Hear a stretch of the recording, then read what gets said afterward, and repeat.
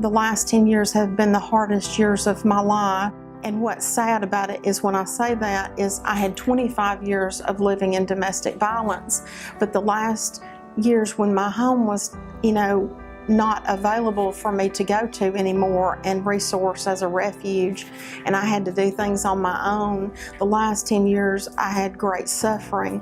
And I was not making it. I was having to either live with people or my housing, I could only pay for it maybe 9 months out of a 12-month lease. Living with someone always became disastrous. I would live somewhere for a little while and then my bags would be packed at the front door. I've had some very interesting, devastating, tragic things that happened to me even after the events of my most large tragedies.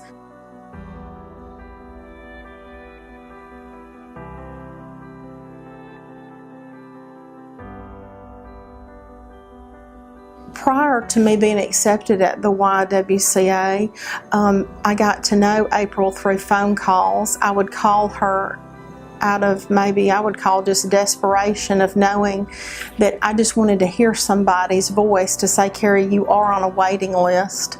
Just hang in there. And the one phone call I would never forget in my life for her to say, your turn is next.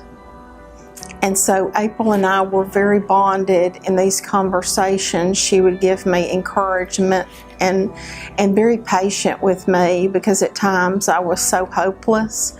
And so I would definitely say that all of these events, it wasn't just walking in with keys in my hand.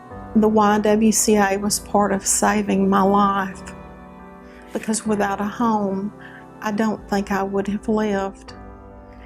And giving up is not an option. Homelessness, people cannot get well, whether it's from mental illness, whether it's from domestic violence, whether it's from chronic illness. I had all three. I qualified to say that I was a beautiful mess.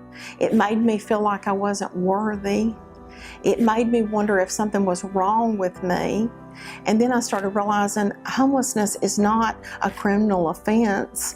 It is from unforeseen a human tragedy. And we all, from castles to cottages, have some form of tragedy. None of us know what's going to happen. And so when I learned how to call on people like the YWCA, there were answers for me. They said, Cari, let's make a plan. And even though I had to wait on the plan like a garden, I now have flowers in the garden that last all winter.